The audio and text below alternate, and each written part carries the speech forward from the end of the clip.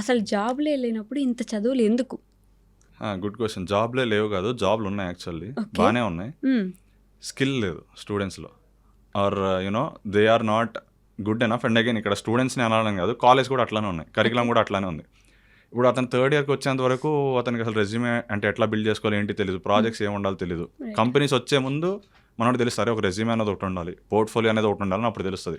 అప్పటికప్పుడు ఏదో పెట్టడానికి ట్రై చేస్తాడు. హ్మ్. అప్పటికప్పుడు ఏదో నేర్చుకోవడానికి ట్రై చేస్తాడు. ఏంటి జస్ట్ రెజ్యూమేలో పెట్టడం కోసం. ఓకే. ఎందుకు ఇంటర్న్‌షిప్ వస్తదని. హ్మ్. హ్మ్. అంటే ఫస్ట్ ఇయర్ నుంచి అతనికి ఒక ఐడియా ఉన్నా లేదా హ్మ్. అట్లా ఉన్నా కానీ హీ విల్ డూ డిఫరెంట్ కదా. అట్లా చెప్పే వాళ్ళు ఉండరు. యాహ్! సీనియర్స్ ఉన్నా కానీ లేదా ఆ రోజు బంక్ కొడదాం లేదా అది కొడదాం లేదా ఇంకా వేరే బ్యాడ్ హ్యాబిట్స్ అది ఇది అవుతాం. హ్మ్. హ్మ్. సో పాయింట్ బీయింగ్ అంటే again it's not like completely students fault కాదు, కంప్లీట్లీ కాలేజ్ ఫాల్ట్ అని కాదు. ఐ థింక్ అంటే నువ్వు ఏ కాలేజ్లో జాయిన్ అయినా if hmm. You're if you have that mindset, అరే మనం గ్రో అవుదాం, మనం ఓకే. నేర్చుకుందాం అనుకుంటే ఈ ఫోన్ ఉంది, హ్మ్. ఫోన్లోనే మిలియన్స్ ఆఫ్ రిసోర్స్ ఉన్నాయి. అంటే ఐ రైట్. మీన్ ఇలా ఒక టాపిక్ కొడితే అలా ఫ్రీ రిసోర్స్ వస్తాయి. హ్మ్.